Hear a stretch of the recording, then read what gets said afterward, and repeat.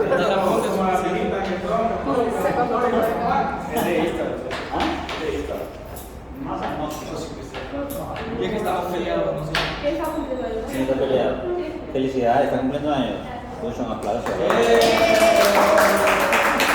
Oye, vamos, que tiene ahí. Muy bien, vamos a comenzar. Felicidades. Hoy se me descargó esto, ya ni esto quiere aquí. Vamos a. Vean. Ya. ¿Mande? Vean, solo quiero escribirles aquí. Inicialmente ya vimos estas que son las vías ascendentes. Y todo lo que está en rojo son las vías descendentes. ¿Ok? En esas vías descendentes, yo quiero que ustedes se imaginen que esto también lo tienen al otro lado. Es decir, aquí, solo que le mezcle estas cosas azules, siempre va a tener de los dos lados en cada sección de la médula vías ascendentes y descendentes juntos. ¿Okay? En ese proceso, usted ya por lo menos ya sabe identificar estos cordón posterior gráfico uniforme, los espinos cerebelosos posterior o anterior, todo el sistema anterolateral y con algunos como el espino olivar o el espino dental. Pero ahora lo que vamos a hacer es describir cómo es que esas vías comenzaron, llegaron, pero ahora cómo descienden y qué es lo que hacen. Generalmente estas vías descendentes son un poco más sencillas en comparación a la complejidad de las ascendentes. Hay dos términos que se debe tomar en consideración y es esto que se conoce como neuronas motoras inferiores o las superiores. ¿A qué se refiere con eso? Por ejemplo, usted ha visto que en el asta ventral, generalmente cuando vemos una inervación del músculo esquelético, a esa neurona, desde el asta ventral hasta el músculo esquelético, se le conoce como motoneurona inferior. Y generalmente las enfermedades a nivel neurológico, uno comienza a clasificarlas en motoneurona superior o en motoneurona inferior. Cuando hablamos de motoneuronas superiores, son las que están desde la médula espinal para arriba.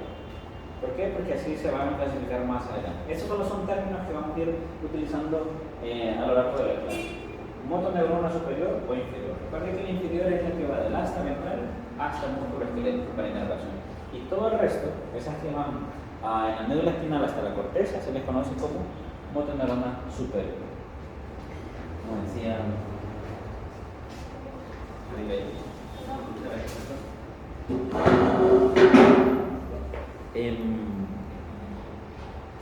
ustedes ven que por lo menos cuando hablamos de las vías que son descendentes, hablamos de una neurona de primero, de segundo y de tercer orden.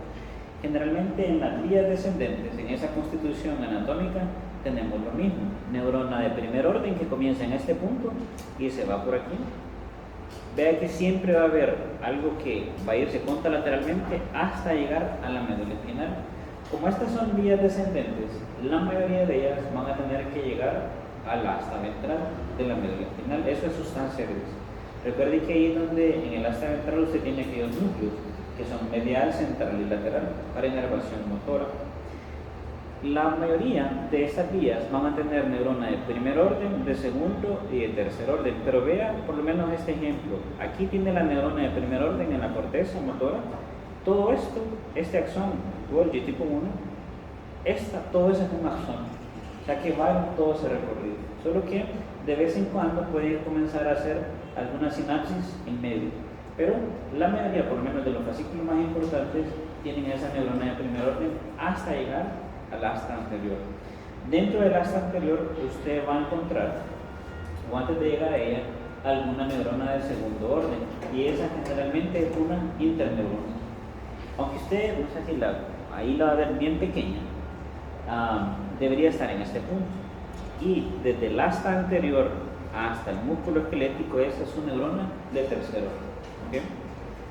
Si usted compara ese esquema en relación a las vías ascendentes, en cuanto a sitios de relevo, ¿qué es lo que le llama la atención? ¿O qué usted captaría que hay de diferencia entre estas vías? No me va a decir que una va para arriba y otra va para abajo, ¿ok?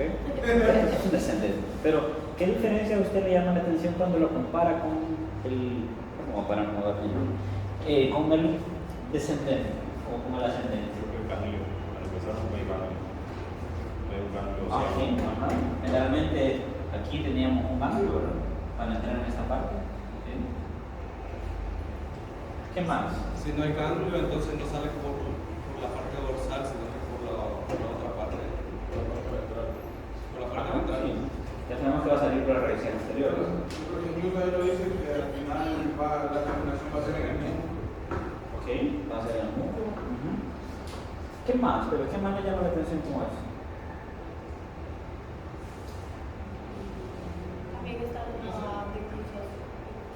También se decrusan, que eso es igual que las otras. El espino talámico anterior lateral se decrusan, solo que a nivel de la médula. Ajá. ¿Qué más? Y que una información. Sí, o sea, que se debe llevar la señal. No, antes teníamos estímulos, por medio de estímulos, sucedía todo eso. Y ahora está como simplemente una reacción que se produce en el cerebro para Sí, en términos técnicos, en las otras todo eso es referencia, en las ascendentes y en esto es referencia. Ok, que son centrífugas. ¿Mande? Ok, viendo de aquí y se ve contralateral, pero el espino talámico aquí entraba y se iba por el otro lado y ascendía. Entonces siempre hay un cruce, siguen siendo similares. ¿Qué otra cosa le llama la atención? Bien, en cuanto a dónde hace el relevo generalmente esas vías. Vaya, analicemos la vía ascendente. No pasa por el tálamo. Vea que aquí están justamente al lado, pero no hace contacto con el tálamo. El tálamo yo le he mencionado que es meramente sensitivo. Hay una parte que es motora que la vamos a ver más adelante, pero aquí esto va a pasar por la corona radiada, cápsula interna, bajar por tallo encefálico. Exactamente en este hay una decruzación, pero esta va hacia el otro lado. Pero una cosa importante es que no hace relevo, ¿ok? No está la. Vamos a ir enumerando algunos de esos fascículos para describirlos, por lo menos en su recorrido. La importancia, por lo menos, es esto aquí. Uno, describir cuál es la función, cuál es su origen, su terminación. Pero vean este, que es el primero. Nuevamente póngale atención al nombre. Córtico espinal. Es como cuando hablamos de espino talámico, iba de la médula espinal al tálamo. Este va de la corteza a la médula espinal. Analicémoslo. Uno, vea que usted tiene dos conjuntos de fibras aquí. Unas que vienen desde la corteza, exactamente de aquí. Esa corteza generalmente es del lóbulo frontal. Y agarre por lo menos ahorita las fibras que están en color rojo. Esas van a comenzar a descender, corona radiada, cápsula interna y pasa. Ya usted con su conocimiento, más o menos, ¿esto qué estructura es? Mesencéfalo. Esta aquí, puente. ¿Y estas otras dos? Médula oblongada por aquí. Recuerde que aquí le relaciona a usted, ¿qué sería esa estructura? Las unidades pulpares. Recuerda que ya cuando hice la muestra anatómica eran unas cosas de mayor tamaño. Pero nuevamente, van ipsilateral hasta que llegan a la parte más inferior de la médula oblongada. Aquí en este punto. ¿Qué es lo que hacen? Esa fibra se va contralateralmente. Yo ya le he destacado que es importante que usted sepa a dónde se hace la decruzación para interpretar el tipo de lesión de estas fibras. ¿Okay? Vea que esa fibra nuevamente va a llegar una vez que pasó a esa estructura, esta fibra acá, esto acá, se le conoce como decruzación de las pirámides o decruzación motora. ¿Okay? Y eso es sumamente relevante en términos clínicos. Este fascículo que yo le estoy describiendo en rojo se le conoce como fascículo córtico-espinal lateral.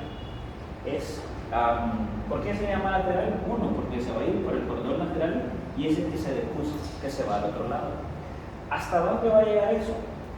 Para la redundancia, llegar hasta el asta anterior en la médula espinal, pero del otro lado.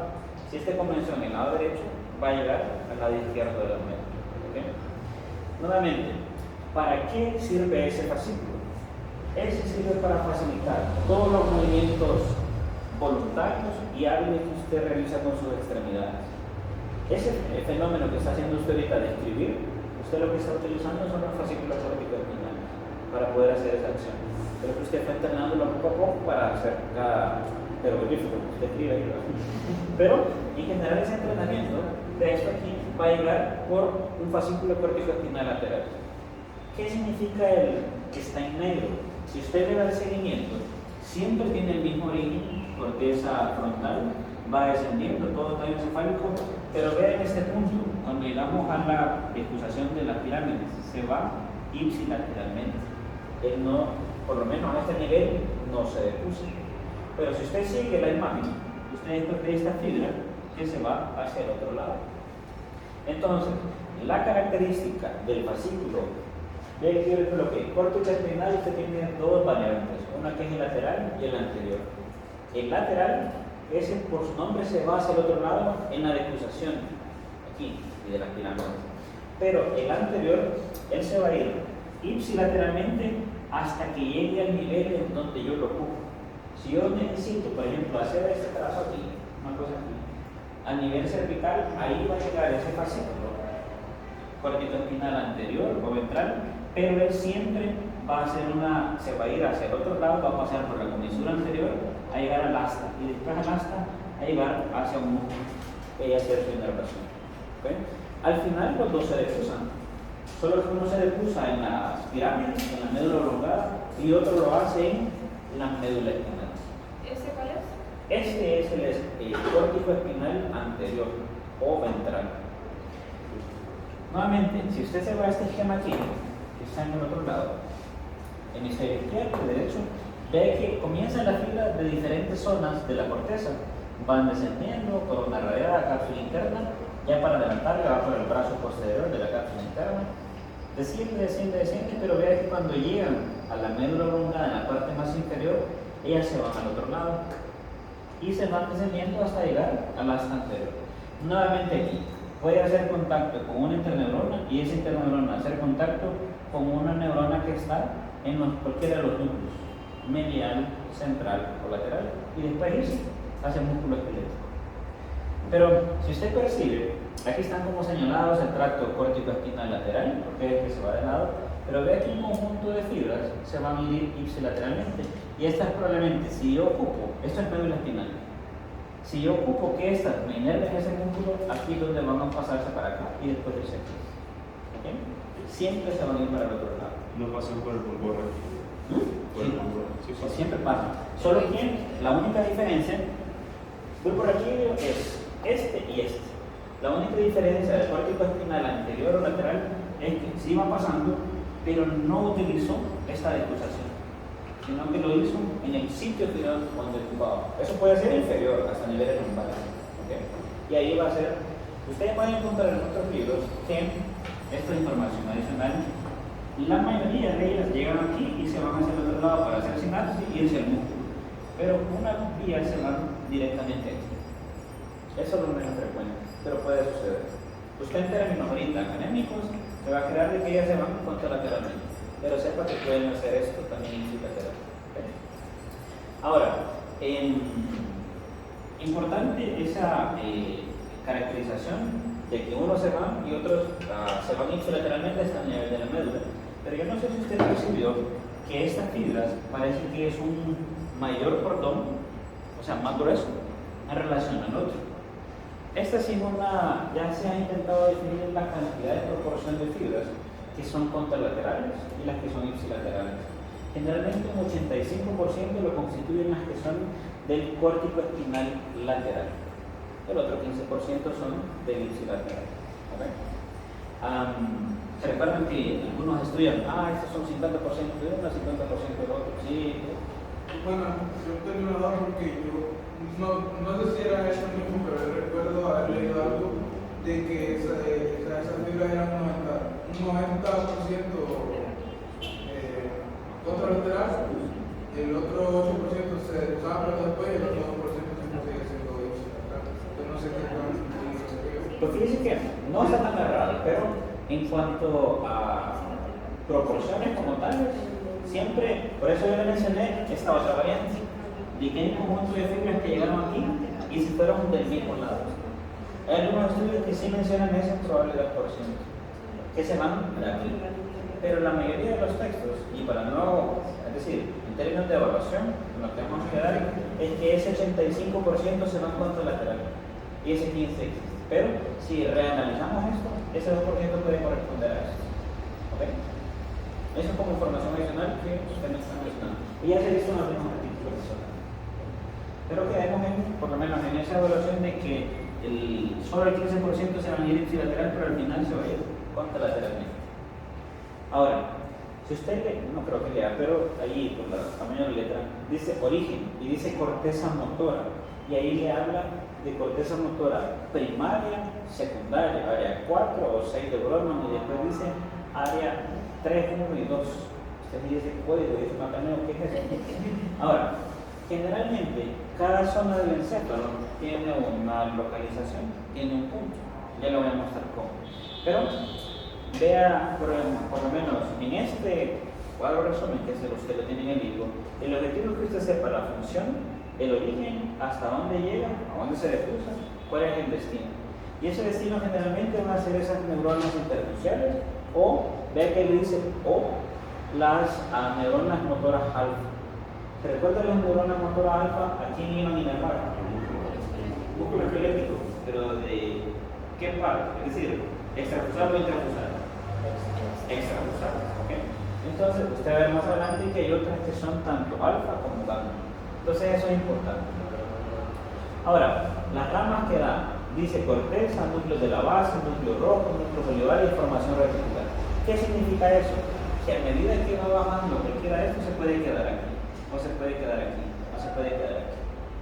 Pero nosotros en términos ahorita para analizarlo, vamos a hacer ese trayecto hasta la médula espinal. ¿Okay? Y quedar con ese conocimiento. Más adelante iremos haciendo resultados. ¿Claro con esa parte? Ahora, lo que sí tengo que aclararle es eso de la corteza motora. ¿Qué significa eso? Generalmente usted tiene la visión lateral ahí de su hemisferio izquierdo. Este punto aquí es el que me permite hacer la división de que esto es frontal y esto es parietal. Se recuerda que todas las vías ascendentes llegan a corteza parietal, pero generalmente esas vías que vimos de propulsión, tacto, dolor y temperatura van a llegar aquí. Pero ahora que vamos hablando de vías descendentes, van a comenzar de algún punto de estos o algunas zonas por acá. ¿Okay? A eso se refiere cuando habla de área 4, 6, 3, 1 y 2. Pero si usted analiza eso, ¿de dónde viene eso de que le demos números? Hubo un señor, esto no tenía mucho que hacer, pero este es un señor Brodmann, agarró el encéfalo y fue obteniendo histológicamente un grupo de neuronas y decía, estas se parecen en su morfología. Y después hacía cortes de todo el encéfalo. Estas se parecen y son diferentes de las otras. Y le fue adjudicando números. Y ellos se le conocen, vean. Las fue describiendo como él las iba encontrando. 1, 2, 3, 4, 5, 6 y así. Son 52 áreas de Brodmann. Esa la vamos a ver en el tercer parcial. ¿Okay? Tenía mucho tiempo libre. Pero son sumamente importantes para sobre todo para los humanos y en la parte neurológica. Vean, cuando usted leyó ahí en el origen de las fibras corticoespinales, le decía que es el área 4, el área 6 o el área 3, 1 y 2. Pero yo le tengo que aclarar que esto ya es corteza parietal. Y ustedes dirán que andan haciendo el parietal mandando fibras motoras. Hay un conjunto, así como mencionábamos, hay un conjunto de fibras que vienen y hacen sinapsis con esto. Y de aquí ya se va el fascículo descendente. Por eso es que están involucradas allá en el origen. ¿Okay? Para que usted me diga, ¿por qué es que está sucediendo eso? Para aclararlo. ¿Okay? Siempre en términos estos de aclaración, hay un término que es eso, que se llama homúnculo. Homúnculo significa hombre pequeño.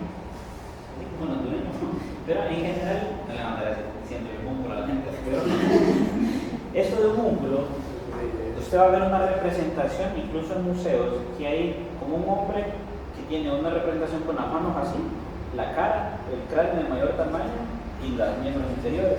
¿Qué significa eso? Yo estoy haciendo aquí un corte coronal de esa figura que usted encontró a nivel parietal y a nivel motor. Yo sé que cada una de esas zonas, hubo un señor, un doctor que se llama Carlos Hermano, llamado Penfield, que comenzó a hacer estimulaciones cuando hacía cirugía, tenía un electrodo y le hacía estímulo y miraba que se movía la pierna. Mira otro que le comenzaba a temblar el labio y así.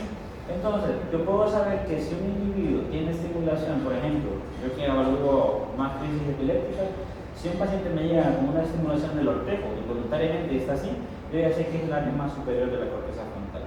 Este siempre es el área 4. Vea que esto es motor, pero esto es sensitivo. No sé si cuando, lo que me estoy preguntando es, cuando usted cuando se hizo el frote y eso, y se funcionó el pulgar o cualquier falange, tuvo dolor intenso. ¿Por qué? Porque el área destinada a interpretación de esas sensaciones en su corteza es mucho mayor que otras porciones del antebrazo o brazo, o vean en el mismo dorso o en el miembro inferior. Pero vea la cara porque es que está así, de mayor tamaño.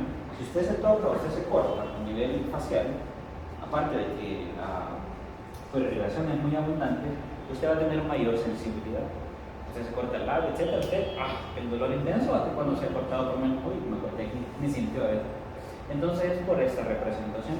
Esto solo para darle una idea de que si yo quiero, por ejemplo ahorita, y usted está movilizando estos aquí, de aquí están saliendo fibras corticospinales para llegar hasta el medio y se cruzaron para que usted pueda escribir.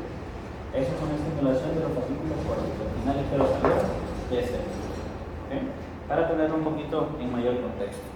Si yo le dijese, estoy haciendo un corte más o menos aquí, un corte coronal en este sentido para la parte motora y este para los músculos sensitivos. ¿Okay? Eso lo vamos a analizar en el tercer parcial. Ahora, cuando yo le muestre un corte transversal de la médula espinal, vea que hasta le dejo resaltado aquí, en eso, ¿dónde está la distribución de ese conjunto de fibras? Usted va a tener estas que van a ser del córtico espinal lateral y este el tracto córtico espinal anterior. Pero vea lo que dice ahí, no decusado. ¿Qué es eso? No sé si le da interpretación a eso. Generalmente, estas fibras aquí ya tuvieron que haberse decusado. ¿A dónde? La porción inferior de la médula en la decusación motora o decusación del aspirante. Por eso que usted va a ver esas fibras en conjunto pasando por aquí. Pero ¿qué pasó con estas? Son ipsilaterales. ¿Qué tendrían que hacer esas fibras ahí? Que tendrían que vienen descendiendo, pero aquí van a pasar por la comisura hasta llegar aquí. Hacen sinapsis y aquí se van hacia abajo. ¿Ok? Más o menos ese sería el recorrido. Por eso es que usted me pregunta, cuando diga ahí tracto córtico espinal anterior no decusado, es por esa razón. ¿Ok? Pero recuerde que esa fibra usted también la va a tener aquí y la va a tener en esto, pero que para el otro lado. ¿Ok? Muy bien. Entonces así le va a ir como destacando cada una de las fibras.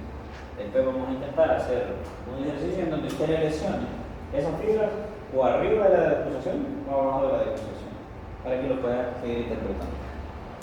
Muy bien. A pegar a alguien. ¿Cómo hacer? Bueno, se llevó voluntarios. Muy bien, el otro tracto se llama retículo espinal.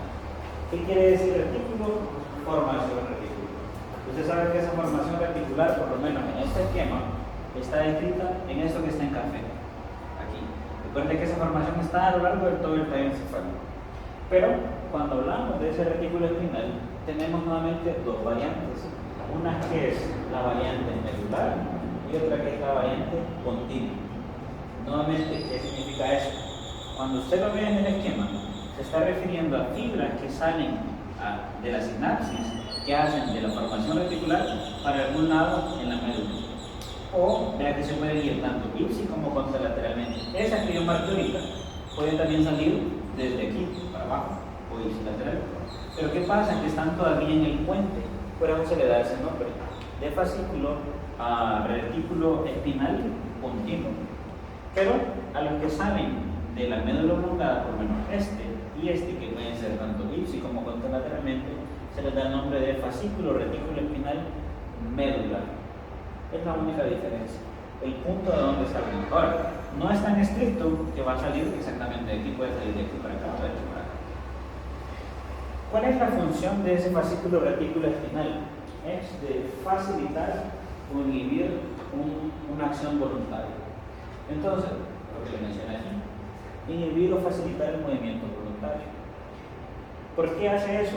Imagínense que usted está viendo, no sé si usted se preguntó, pero a esta altura no sé si se pregunta nada, pero eso que está en celeste ahí, usted está viendo de dónde viene. Viene de la corteza.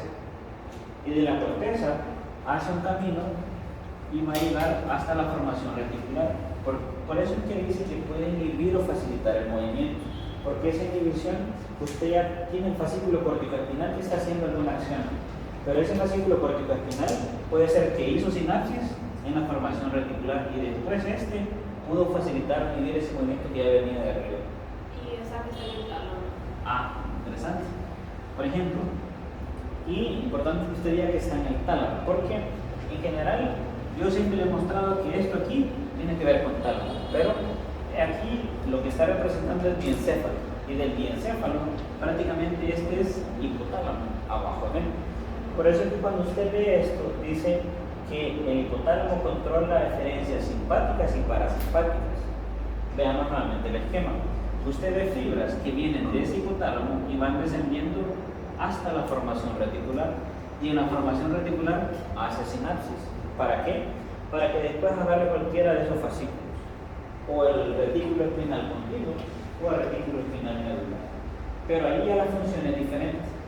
Ya que estamos hablando de fibras simpáticas y parasimpáticas, por lo tanto el sistema nervioso autónomo. Entonces, si usted le pone atención a eso y yo le pregunto, allá cuando le dice destino, neuronas motoras alfa o gamma, ¿sí? Pero si yo le pregunto específicamente de las fibras que vienen del hipotálamo, ¿a dónde cree que sería la terminación? Allá donde dice destino. ¿Ah? ¿No?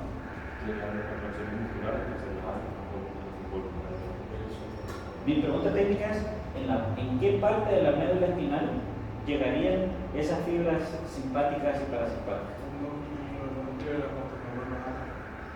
¿No?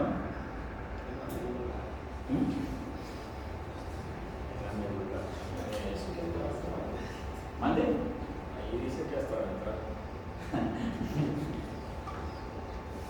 Recuerda más o menos de la médula. Más o menos así. Esta sustancia gris. ¿De dónde es que salen las fibras que son simpáticas y parasimpáticas? ¿Ah? No, ahí en la médula. De la corteza. ¿Ah? De la corteza. De la ¿Cómo se llama esto aquí? Hasta intermedio lateral. ¿Sí? Generalmente las que son estas retículos espinales continuas o medulares van a llegar sí a ese punto, pero las que vienen generalmente del hipotálamo, como tienen que hacer un relevo de función autonómica, tienen que llegar a este punto. Recuerden que a este punto salía nuevamente al ganglio y después a la cadena simpática. Por eso dice ahí simpático o parasimpático. No van a llegar a este punto para dejarse buscar. ¿Ok? ¿Claro, Iván? Ya más de Me está viendo raro. Le prometo repasar el Semana Santa. Muy bien, entonces, nuevamente, para dejarle claro, esto cuando es meramente motor, si es facilitar y inhibir movimiento, su destino siempre va a ser el asta anterior. Y en el asta anterior usted tiene neuronas motoras alfa o gamma. Pero si fuera algo que viene del hipotálamo para activación simpática o parasimpática, va a ser en el asta intermedio lateral. Y en ese asta intermedio lateral, usted tiene que recordar que había una fibra preganglionar que iba donde el ganglio. Y después hacía todo aquel recorrido. ¿Ok? Ahí tiene que... Entonces esas, las que vienen del hipotálamo, hacen Sinapsis. Ajá. hacen sinapsis al final en la asta intermedio lateral. Básicamente todo ese recorrido es directamente a esto. Exacto. Y de ahí obviamente va a tener que salir una neurona para ir a llegar hacia un Más órgano. anterior sería más motor. Sí, todo ahí es motor. Hasta ventral es motor. ¿Ok? ¿Qué más? Nuevamente le dejo ahí señalado en donde está esto retículo espinal, el lateral, y lo que sería el anterior o el continuo. Más o menos ya vimos estos dos y van describiéndole estos dos. ¿Qué otro fascículo tenemos? El que denominamos como tecto espinal. Este tres aquí. Se recuerda que nosotros estudiamos uno que se llamaba espinotectal. ¿Un fascículo? Sí. ¿Para qué servía?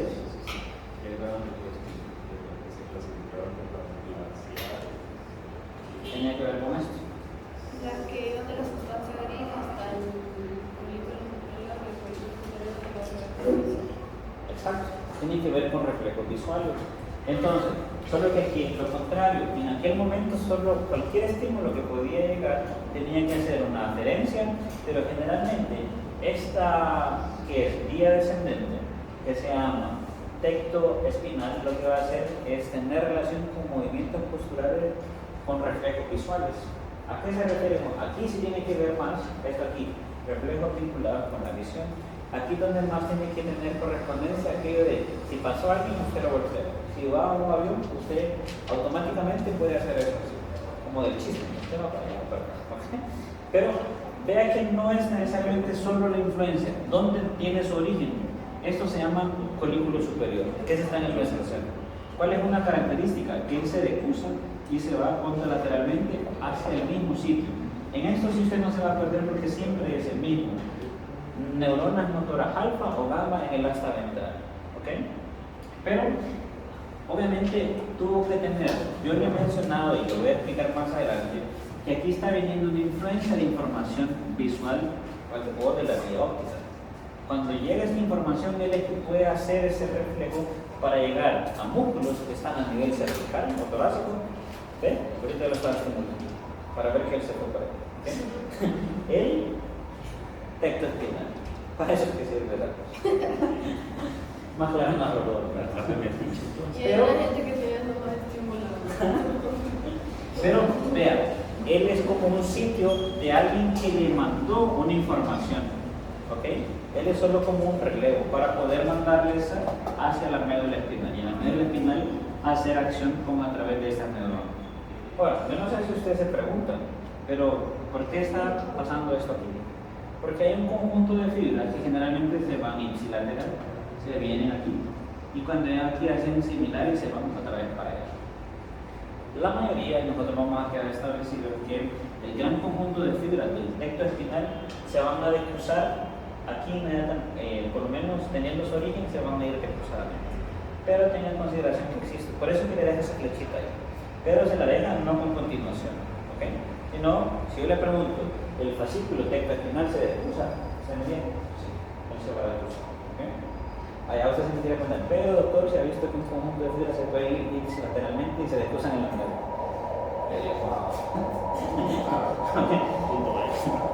Muy bien, excelente. Para eso sirve ese tecto espinal, donde lo ves más o menos en la médula, va a estar aquí. De ahí en el cordojo anterior, se está refiriendo a este aquí. A veces estas viñetas están como más separadas, pero es este punto ahí. El tecto espinal. ¿Qué otro fascículo podemos destacar?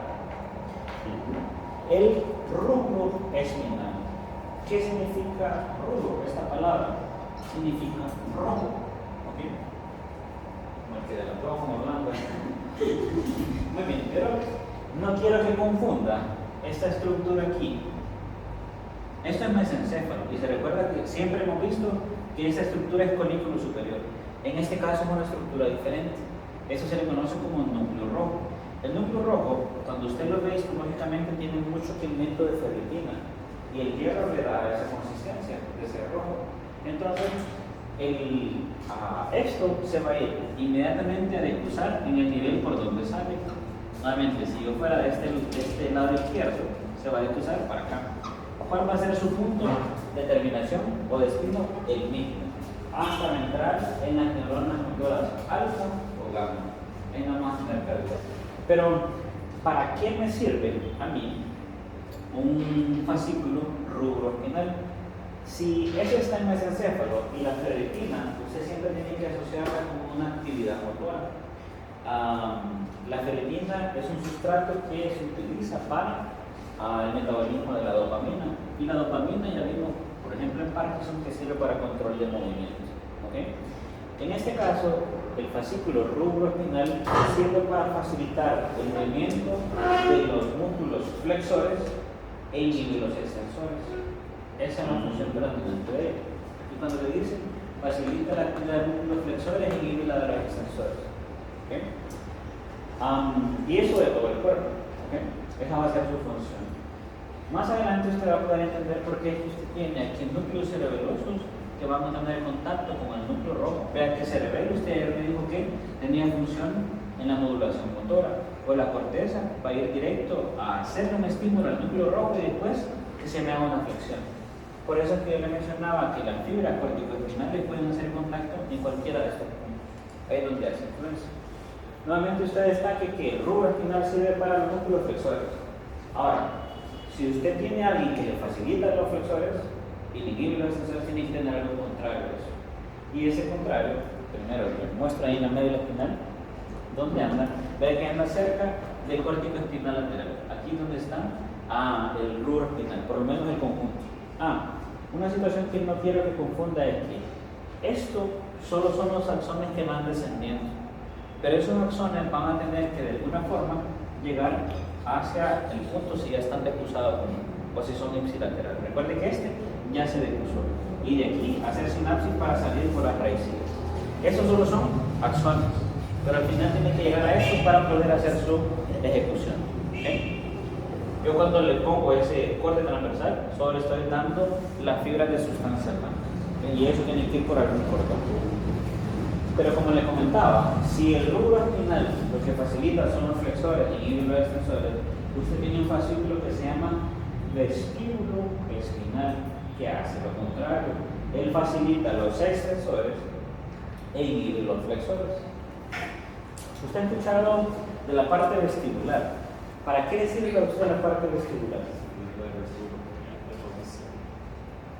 Pues vea que ahí tiene dos componentes, vestíbulo coclear, y exactamente la cóclea sirve para la audición. Ahí está correcto. Sirve para el equilibrio. La parte vestibular, nuevamente, se va a tener que ubicar. Por ejemplo, usted ve aquí un pabellón auricular. Pero ve que todo esto aquí, eso es cuarto ventrículo. Aquí lo que anda es suprarraquídeo, pero quitándole ese techo, usted al fondo ve esta estructura. Y eso se le conoce como área vestibular. Esa área vestibular tiene subnúcleos. Núcleo superior, núcleo inferior, medial y lateral.